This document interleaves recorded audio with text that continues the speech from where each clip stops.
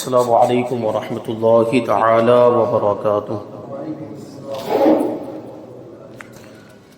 نحمده ونصلي ونسلم على رسوله الكريم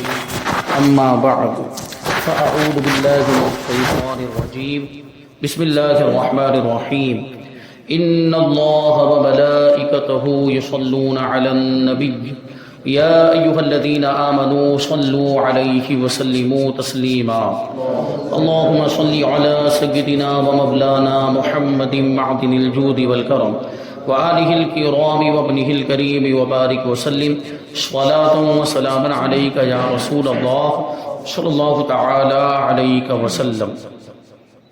سورہ بقرہ آیت نمبر 145 کی تفسیر ہے۔ اللہ تبارک و تعالی ارشاد فرماتا ہے وَلَئِنْ أَتَيْتَ الَّذِينَ أُوتُوا الْكِتَابَ بِكُلِّ آيَةٍ مَا تَبِعُوا قِبْلَتَكَ وَمَا أَنْتَ بِتَابِعٍ قِبْلَتَهُمْ وَمَا بَعْضُهُمْ بِتَابِعٍ قِبْلَةَ بَعْضٍ وَلَئِنِ اتَّبَعْتَ أَهْوَاءَهُمْ مِنْ بَعْدِ مَا جَاءَكَ مِنَ الْعِلْمِ إِنَّكَ إِذًا لَمِنَ الظَّالِمِينَ۔ اور اگر تم ان کتابیوں کے پاس ہر نشانی لے آؤ تو بھی وہ تمہارے قبلے کی پیروی نہیں کریں گے اور نہ تم ان کے قبلے کی پیروی کرو، اور وہ آپس میں بھی ایک دوسرے کے قبلے کے تابع نہیں ہے، یعنی پیروی کرنے والے نہیں۔ اور اے سننے والے، اگر تیرے پاس علم آ جانے کے بعد تو ان کی خواہشوں پر چلا، یعنی اہل کتاب کی خواہشوں پر چلا، تو اس وقت ضرور زیادتی کرنے والا ہوگا۔ یہ جو ارشاد فرمایا کہ اگر تم ان کے پاس ہر نشانی لے کر آؤ، مطلب یہ ہے کہ اے حبیب صلی اللہ علیہ وسلم، جن اہل کتاب کے دلوں میں عناد اور سرکشی ہے، جو ضد کی وجہ سے آپ کو ماننے کے لیے تیار نہیں ہے، آپ ان کے پاس قبلے کی تبدیلی کے معاملے میں اپنی سچائی پر دلالت کرنے والی ہر نشانی لے آئیں تو بھی وہ آپ کے قبلے کی پیروی نہیں کریں گے،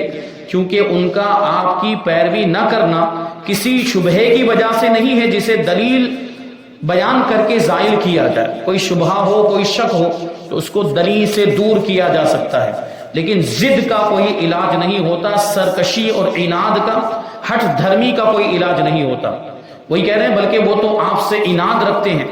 اور حسد رکھنے کی وجہ سے ایسا کر رہے ہیں، حالانکہ وہ اپنی کتابوں میں موجود آپ کی یہ شان جانتے ہیں کہ قبلے کی تبدیلی کے معاملے میں آپ حق پر ہیں۔ تو یہاں دیکھیں ان کا جو بھی قبلے کی تبدیلی کے معاملے میں اہل کتاب کا جو بھی رویہ تھا، نبی پاک صلی اللہ علیہ وسلم کی پیروی نہ کرنے کے تعلق سے اس کی بنیاد حسد اور جلن پر تھی، عناد اور سرکشی پر تھی۔ تو اب یہاں حسد کے بارے میں کچھ باتیں بتاتے ہیں، کہتے ہیں کہ اس سے معلوم ہوا کہ حسد بڑی خبیث چیز ہے، بہت ہی بری چیز ہے کہ اس کے ہوتے ہوئے آدمی حق سے اندھا ہو جاتا ہے۔ اندھا ہو جاتا ہے کہ یہ مطلب نہیں کہ اس کو نظر نہیں آتا، یعنی آنکھیں سلامت ہیں، آنکھوں کی بینائی بھی سلامت، روشنی بھی سلامت، حق کو دیکھ بھی رہا ہے، مطلب حق کو قبول کرنے کی صلاحیت ختم ہو جاتی ہے، حق سے اندھا ہو جاتا ہے۔ اس کا مطلب یہ ہے کہ حق کو قبول کرنے کی اس کے اندر صلاحیت نہیں رکھتی، یعنی دیکھنے کے باوجود اس کو قبول نہیں کرتا، جیسے کہ ان کا معاملہ تھا۔ یہودیوں کو معلوم ہے کہ حضور پاک صلی اللہ علیہ وسلم حق پر ہیں، اس کے باوجود وہ قبول نہیں کر رہے ہیں، حضور کی پیروی نہیں کر رہے ہیں۔ اس کا مطلب یہ ہے کہ وہ حق سے اندھے ہو چکے ہیں، اور جس کے سینے میں حضور پر نور صلی اللہ علیہ وسلم کا کینہ ہے اور حضور پاک صلی اللہ علیہ وسلم کے تعلق سے حسد اور جلن کا جذبہ موجود ہے، وہ اس کے ہوتے ہوئے تو کبھی مر کر بھی ہدایت نہیں پا سکتا، یعنی جس کے دل میں حضور کا کینہ اور حسد ہو وہ کبھی ہدایت نہیں پا سکتا۔ ایسے شخص کو قرآن و حدیث، معجزات اور عقلی و نقلی دلائل کچھ بھی مفید نہیں ہو سکتے، کچھ بھی فائدہ نہیں دے سکتے، کیونکہ دل کا دروازہ کھلتا ہی اس وقت ہے جب حضور اکرم صلی اللہ علیہ وسلم کے تعلق سے دل صاف ہو، اور جس کا دل ہی اس چیز سے صاف نہ ہو تو اسے ہدایت کس طرح مل سکتی ہے؟ یعنی دل حضور پاک صلی اللہ علیہ وسلم کا کینہ جس دل کے اندر ہو، وہ دل، اس سے زیادہ ناپاک کوئی دل ہو ہی نہیں سکتا، اس سے زیادہ گندا دل کوئی ہو ہی نہیں سکتا کہ جس دل میں حضور پاک صلی اللہ علیہ وسلم کی دشمنی ہو، حضور کے تعلق سے نفرت کے جذبات ہوں، وہ دل کبھی صاف ہو ہی نہیں سکتا۔ تو جب تک یہ چیز اس کے دل سے نہ نکل جائے وہاں تک اس دل میں ہدایت نہیں آ سکتی۔ ایک جملہ میں نے اس سے پہلے کہیں کسی موقع پر عرض کیا کہ جس دل میں حضور پاک صلی اللہ علیہ وسلم کی محبت ہوتی ہے وہاں کبھی کفر نہیں آ سکتا، اور جس دل میں حضور پاک صلی اللہ علیہ وسلم کی نفرت ہوتی وہاں ایمان نہیں آ سکتا۔ وہاں ہدایت نہیں آ سکتی ہے۔ تو حضور پاک صلی اللہ علیہ وسلم کی محبت کا، آپ کے عشق کا چراغ اپنے دلوں میں روشن کر لیں تو انشاءاللہ تبارک و تعالیٰ آپ کا ایمان محفوظ ہو جائے گا، کیونکہ جہاں عشق رسول ہوتا ہے وہاں کفر و شرک نہیں ہوتا، وہاں ارتداد نہیں ہوتا۔ یہ عشق رسول ہی کے تقاضے ہوتے ہیں کہ آدمی پھر ایسی ساری چیزوں سے بچتا ہے جو اسے رسول پاک صلی اللہ علیہ وسلم سے دور کر دے، جو اس کے دل سے حضور پاک صلی اللہ علیہ وسلم کی محبت نکال دے، ایسی ساری چیزوں سے وہ بچتا ہے۔ اور پھر یہ فرمایا کہ وہ تو آپ کے قبلے کی پیروی کرنے والے نہیں اور آپ بھی ان کے قبلے کی پیروی نہ کریں۔ اس آیت میں یہودیوں کے قبلے کی پیروی کرنے سے منع کیا گیا۔ اس سے بھی یہ معلوم ہوا کہ اب قبلہ منسوخ نہ ہوگا، جو قبلہ اب بنا دیا گیا، یعنی خانہ کعبہ کو قبلہ بنا دیا گیا، اب مطلب یہ ہے کہ قیامت تک یہی قبلہ رہے گا، اب یہ منسوخ نہیں ہوگا۔ لہٰذا اہل کتاب کو اب یہ امید نہیں رکھنی چاہیے کہ حضور پاک صلی اللہ علیہ وسلم ان میں سے کسی کے قبلے کی طرف رخ کریں گے یا ان میں سے کسی کے قبلے کی پیروی کریں گے، یعنی اب ایسا ہونے والا نہیں ہے۔ اب خانہ کعبہ کو قیامت تک کے لیے قبلہ بنا دیا گیا، اور یہ حضور پاک صلی اللہ علیہ وسلم کی ظاہری زندگی میں تو مطلب ہو سکتا تھا کہ یہ تبدیل ہو جائے، لیکن اس آیت کریمہ نے نازل ہونے کے بعد اس شک کو بھی دور کر دیا اور اس شبہ کو بھی دور کر دیا کہ حضور کی زندگی میں بھی قبلہ تبدیل نہیں ہو سکتا۔ اور حضور پاک صلی اللہ علیہ وسلم جب ظاہری طور پر دنیا سے تشریف لے گئے تو اب تو وحی الہی کا دروازہ ہی بند ہو گیا، تو اب تو قبلے کے تبدیل ہونے کا سوال ہی پیدا نہیں ہوتا ہے۔ اور ایک بات جو آگے بیان فرمائی کہ وہ آپس میں بھی ایک دوسرے کے قبلے کی پیروی کرنے والے نہیں، آپس میں بھی وہ ایک دوسرے کے قبلے کے تابع نہیں ہیں، یعنی اے حبیب صلی اللہ علیہ وسلم اہل کتاب آپ کی مخالفت کرنے میں تو متفق ہیں، یہود و نصارہ آپ کی مخالفت میں تو ملے ہوئے ہیں، اتحاد ہے ان کے درمیان، لیکن قبلے کے معاملے میں یہ خود بھی ایک دوسرے کے مخالف ہیں، ایک دوسرے کے قبلے کی پیروی نہیں کرتے۔ اور جس طرح ان سے یہ امید نہیں کی جا سکتی کہ وہ آپ سے متفق ہو جائیں، اسی طرح ان کے آپس میں متفق ہونے کی بھی کوئی امید نہیں کی جا سکتی۔ اب سوال یہ پیدا ہوتا ہے کہ یہ لوگ یعنی یہود و نصارہ آپس میں قبلے کے معاملے میں کیسے ایک دوسرے سے مختلف ہیں، کیسے ایک دوسرے کے مخالف ہیں؟ یعنی ہم نے یہ سنا ہے کہ یہودی بھی بیت المقدس کو قبلہ مانتے ہیں اور عیسائی بھی بیت المقدس کو قبلہ مانتے ہیں۔ جب دونوں ہی بیت المقدس کو قبلہ مانتے ہیں تو آپس میں قبلے کے معاملے میں مختلف ہوئے کیسے؟ تو اس کا جواب دیتے ہیں یہ قرآن پاک میں جو فرمایا، یقیناً قرآن پاک کا فرمان تو جھوٹا ہو ہی نہیں سکتا ہے۔ اس کے بارے میں فرماتے یاد رہے کہ یہود و نصارہ دونوں بیت المقدس کو قبلہ مانتے ہیں، بیت المقدس ہی کو، اور بیت المقدس ظاہر سی بات ایک بہت بڑا احاطہ ہے۔ جیسے ہم جب مسجد حرام بولتے ہیں تو کتنا بڑا احاطہ ہمارے ذہن میں آتا ہے، جب ہم مسجد نبوی بولتے ہیں تو اس کا پورا احاطہ اس میں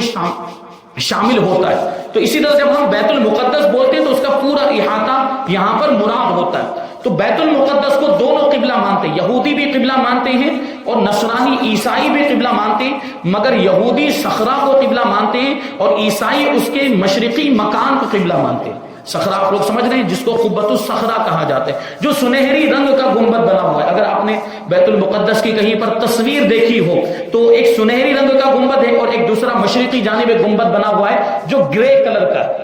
تو جو سنہری رنگ کا جو گنبد ہے اس کو قبۃ الصخرہ کہا جاتا ہے، یہودی اس کو قبلہ مانتے ہیں اور عیسائی مشرقی جانب جو گرے رنگ کا گنبد بنا ہوا ہے وہ اس کو قبلہ مانتے ہیں۔ تو دیکھیں بیت المقدس کو قبلہ ماننے کے باوجود آپس میں ان کے اختلاف پایا جاتا ہے، یعنی وہ ایک دوسرے کے قبلے کی پیروی نہیں کرتے، ان کے آپس میں یہ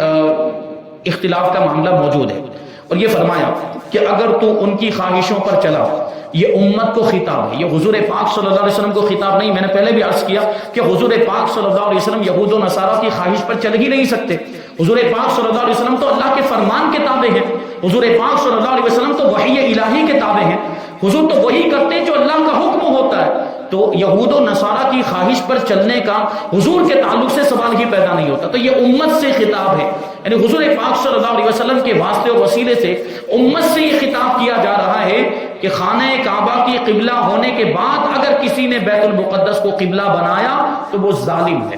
کیونکہ حضور کی مخالفت ہو گئی، اس میں اللہ کے فرمان کی مخالفت ہو گئی، قرآن پاک کی مخالفت ہو گئی، تو اب وہ ظالم ہے، یعنی اپنی جان پر ظلم کرنے والا ہے اور گناہ کبیرہ کا مرتکب ہے۔ اور اگر اس نے جائز سمجھتے ہوئے ایسا کر لیا، اس کو حلال سمجھتے ہوئے ایسا کر لیا تو خارج از اسلام ہو جائے گا، یعنی کافر ہو جائے گا۔ اس سے معلوم ہوا کہ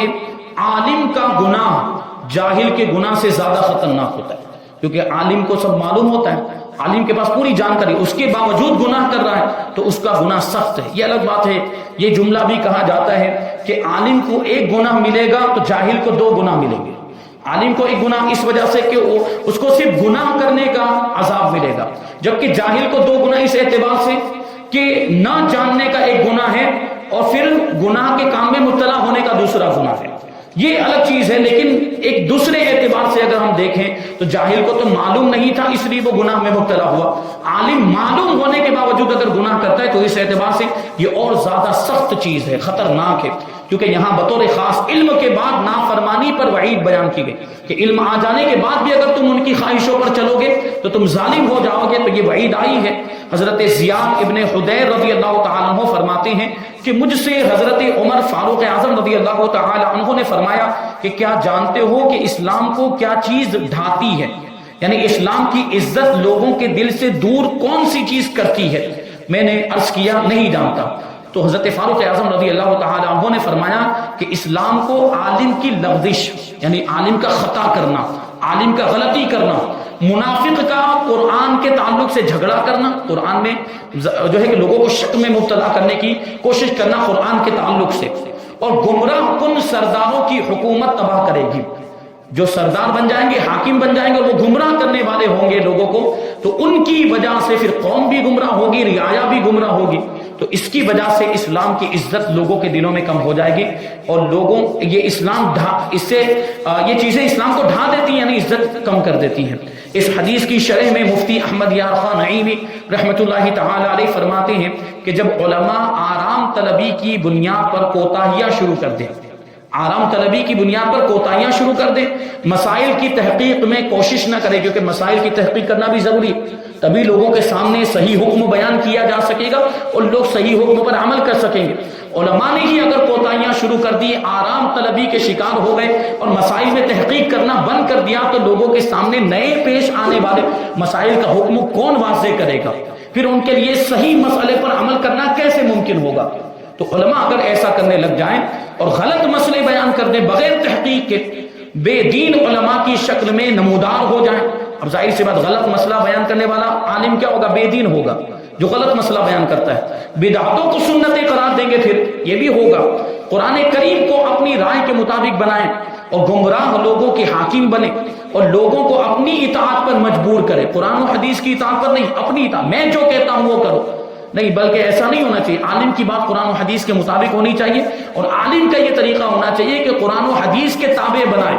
قرآن و حدیث کی اطاعت کروائے، نہ کہ اپنی اطاعت کروائے۔ تو اپنی اطاعت پر مجبور کرے، تب اسلام کی ہیبت دلوں سے نکل جائے گی، جیسا کہ آج ہو رہا ہے۔ آج اسی طرح کے معاملات ہمارے سامنے ہیں، اور بعض نے فرمایا کہ عالم کی لغزش سے مراد ان کا فسق و فجور میں مبتلا ہو جانا ہے، یعنی جب عالم ہی گناہوں کے کام میں لگ جائیں گے، عالم ہی جب فسق و فجور میں مبتلا ہو جائیں گے، تو پھر وہ لوگوں کی اصلاح کیسے کریں گے؟ اب وہ اگر لوگوں کو کہیں گے بھی اور لوگوں کی اصلاح بھی کریں گے تو سامنے سے ان کو جواب ملے گا کہ پہلے خود تو سدھرو، پھر دوسروں کو سدھارنے کی کوشش کرنا، پھر دوسروں کی اصلاح کی بات کرنا۔ اس لیے علماء کے لیے ضروری ہوتا ہے کہ سب سے پہلے وہ دین و شریعت پر عمل کریں، پھر لوگوں کی اصلاح کریں تو اس میں اثر ہوگا۔ عالم اگر گناہ میں مبتلا ہو جائے، عالم اگر فسق و فجور میں مبتلا ہو جائے، تو اس کی وجہ سے بہت بڑا فساد ہوتا ہے۔ اور کبھی ایسا بھی ہوتا ہے، میں نے پہلے بھی عرض کر چکا ہوں یہ بات، کہ علماء کو دیکھ کر لوگ سیکھتے ہیں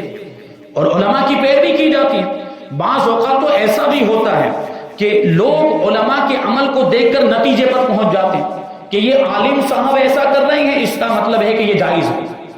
عالم صاحب ایسا کر رہے ہیں، اس کا مطلب یہ کہ شریعت کے مطابق ہے، یہ ایسا کرنے لگ جاتے ہیں، یہ ہوتا ہے۔ اور عالم کی بدنامی، وہ سوچے، عالم خود غور کرے، یہ سب کے لیے نصیحت ہے، میرے لیے اور جتنے بھی علماء موجود ہیں سب کے لیے نصیحت ہے کہ عالم کی بدنامی یہ صرف اس کی بدنامی نہیں ہوتی، اس کی ذات کی، اس اکیلے کی بدنامی نہیں ہوتی، عالم کی بدنامی دین اسلام کی بدنامی ہوتی، کیونکہ عالم اگر بدنام ہو رہا ہے تو لوگ انگلیاں اٹھانے والے یہ نہیں کہیں گے،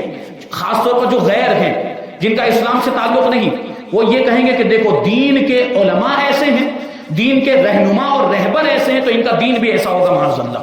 یہ اس طرح کی بات۔ اس لیے علماء کو، یعنی اگر مان لیجئے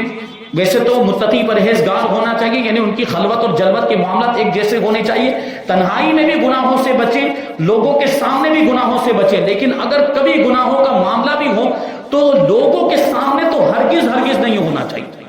گناہوں کا معاملہ لوگوں کے سامنے، فسق و فجور کا معاملہ لوگوں کے سامنے کھلم کھلا ہرگز نہیں ہونا چاہیے۔ گناہ کا اگر معاملہ ہو بھی تو پوشیدہ طور پر ہو، تاکہ اس کی ذات تک ہی محدود رہے، اس کی ذات سے نکل کر اسلام پر لوگوں کو انگلیاں اٹھانے کا موقع نہ ملے، کیونکہ وہ اگر لوگوں کے سامنے گناہ کرے گا تو لوگ پھر اسلام پر انگلیاں اٹھائیں گے۔ تو علماء کو اس بات پر توجہ دینے کی ضرورت ہے۔ نیز یہ بھی معلوم ہوا کہ عالم کا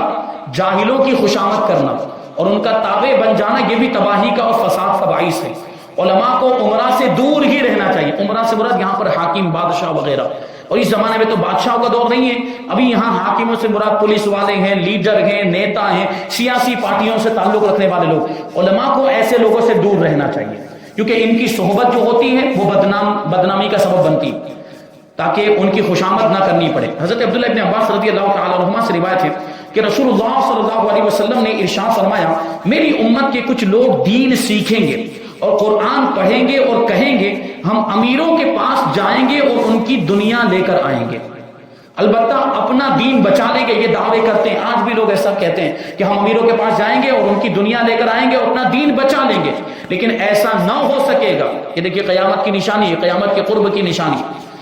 جیسے ببول کے درخت سے کانٹے ہی چنے جاتے ہیں، ایسے ہی امیروں کے قرب سے نقصان ہی ہوتا ہے۔ یعنی جو امیروں کے پاس جائے گا، حاکموں کے پاس جائے گا، اگرچہ وہ یہ دعویٰ کرتا ہے کہ میں اپنے دین کو بچا لوں گا، لیکن وہ بچا نہیں پائے گا، وہ مبتلا ہو جائے گا، برائیوں میں مبتلا ہو جائے گا، فسادات میں مبتلا ہو جائے گا، اس کی رعایت کرنی پڑے گی، اور اس کی رعایت میں اس کی مرضی کے مطابق شریعت کا حکم بیان کرنا پڑے گا۔ وہ شریعت کا حکم تو ہوگا ہی نہیں، اگر شریعت کے خلاف بادشاہ کی مرضی کی پیروی کرتے ہوئے، اس کی رعایت کرتے ہوئے اگر کچھ حکم بیان کیا تو وہ شریعت کا حکم نہیں ہے، وہ تو پھر یہ من مرضی کی بات ہوگی جو سراسر ظلم ہے،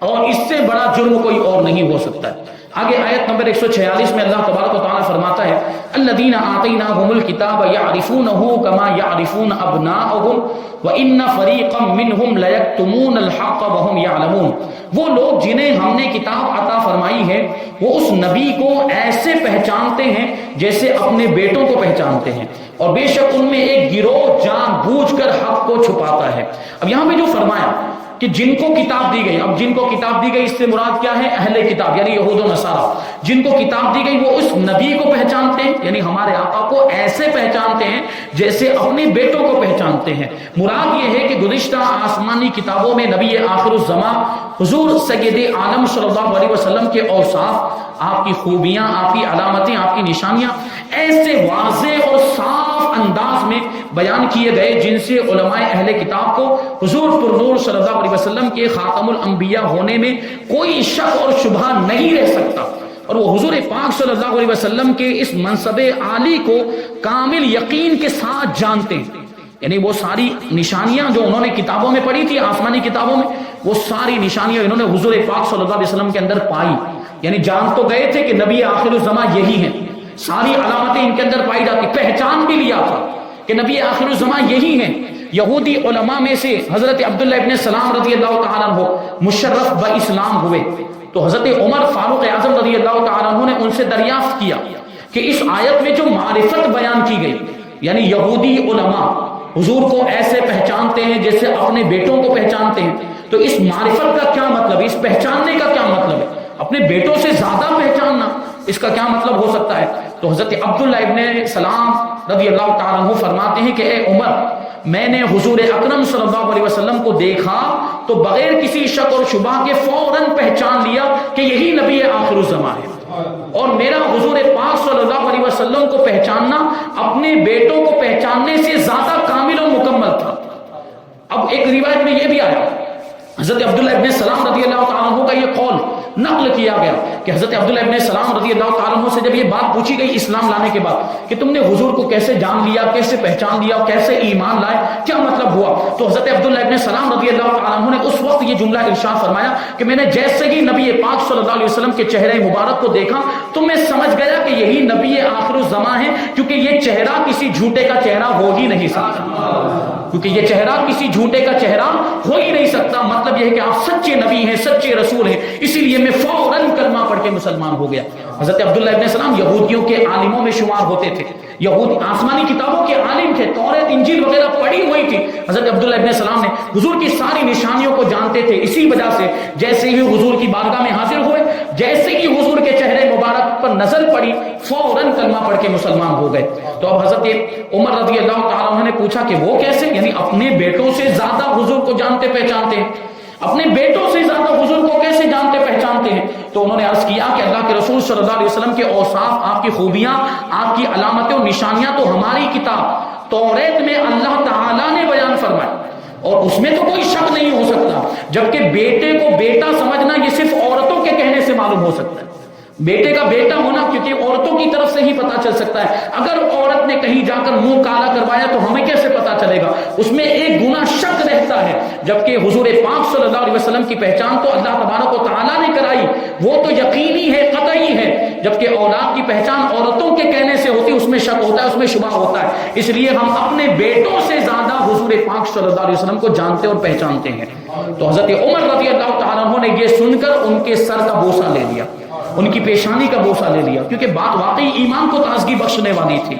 اس واقعے سے یہ بھی معلوم ہوا کہ غیر محل شہوت میں دینی محبت سے پیشانی چومنا جائز ہے، اور یہ بھی معلوم ہوا کہ حضور اکرم صلی اللہ علیہ وسلم کی صرف پہچان ایمان نہیں، کیونکہ سارے یہودی حضور کو جانتے تھے، پہچانتے تھے، تو یہ ایمان نہیں ہے، بلکہ حضور کو جاننے پہچاننے کے ساتھ حضور کو ماننا، یہ اصل ایمان ہے۔ اسی کو کہتے ہیں کہ حضور اکرم صلی اللہ علیہ وسلم کو صرف پہچان لینا یہ ایمان نہیں، بلکہ حضور پر نور صلی اللہ علیہ وسلم کو ماننا ایمان ہے۔ جیسے یہودی پہچانتے تو تھے لیکن مانتے نہیں تھے، اس لیے کافر ہی رہے، وہ ایمان والے نہیں ہوئے۔ اور یہ جو فرمایا کہ وَإِنَّ فَرِيقًا مِّنْهُمْ لَيَكْتُمُونَ الْحَقَّ، بے شک ان میں سے ایک گروہ حق کو چھپاتا ہے۔ اہل کتاب علماء کا ایک گروہ توریت اور انجیل میں مذکور حضور پر نور صلی اللہ علیہ وسلم کی نعت و صفت کو اپنے بغض و حسد کی وجہ سے جان بوجھ کر چھپاتا تھا، یہاں انہی کا بیان ہے۔ اس سے معلوم ہوا کہ حق کو چھپانا معصیت و گناہ ہے، اور حضور اقدس صلی اللہ علیہ وسلم کی عظمت و شان کو چھپانا یہ یہودیوں کا طریقہ ہے، جو آج ایک گروہ کرتا ہوا نظر آ رہا ہے۔ حضور پاک صلی اللہ علیہ وسلم کی شان کو کم کرنے کی کوشش کرتے ہیں، حضور کی تعظیم والی باتوں پر روک لگاتے ہیں، اور اس طرح کی حدیثوں کو اور قرآن پاک کی آیتوں کو لوگوں کے سامنے نہیں بیان کرتے ہیں۔ تو یہ طریقہ یہودیوں کا طریقہ، اس سے پتا چلا کہ وہ یہودیوں کے طریقے پر ہے۔ یہاں پر آیت نمبر 146 کی تفسیر مکمل ہوئی، انشاءاللہ تبارک و تعالی آیت نمبر 147 اور 148 کی تفسیر ہم آئندہ درس میں شامل کریں گے۔ اللہ تبارک و تعالیٰ کی بارگاہ میں دعا ہے کہ جو کچھ بھی بیان ہوا اس پر ہم سب کو عمل کرنے کی توفیق عطا فرمائے، اور نور قرآن سے ہم سب کے دلوں کو روشن اور منور فرمائے۔ وما علینا الا البلاغ۔ السلام علیکم۔